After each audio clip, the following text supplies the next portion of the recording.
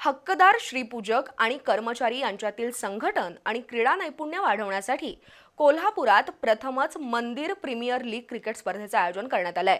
राज्यभरातील प्रसिद्ध मंदिरांच्या श्रीपूजकांच्या सहभागातून पार पडणाऱ्या स्पर्धेचं आज मान्यवरांच्या हस्ते उद्घाटन करण्यात आलं। आज दिवसभरात विविध संघात चुरशीनं सामने पार पडले। राज्यभरातील पुजाऱ्यांच्या क्रीडा गुणांना वाव देण्याच्या उद्देशानं कोल्हापुरातील हक्कदार श्रीपूजकांच्या वतीनं यंदा प्रथमच मंदिर प्रीमियर लीग क्रिकेट स्पर्धेचं आयोजन केलंय।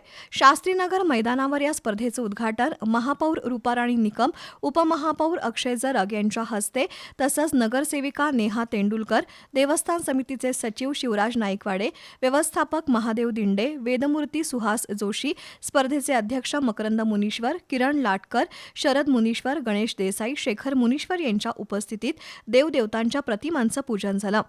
दरम्यान महापौर रूपाराणी निकम, उपमहापौर अक्षय जरग, शास्त्रीनगर मैदानाचे काका पाटील यांच्यासह मान्यवरांचा सत्कार झाला। स्पर्धेतील चषकांचं अनावरण करण्यात आलं। देव, देश, धर्म आणि संस्कृती जपणाऱ्या श्रीपूजकांच्या स्पर्धांना आपलं पाठबळ राहील असं महापौर रूपाराणी निकम यांनी सांगितलं। महापौर रूपाराणी निकम आणि उपमहापौर अक्षय जरग यांनी या स्पर्धेच्या निमित्तानं क्रिकेट खेळाचा आनंद लुटला।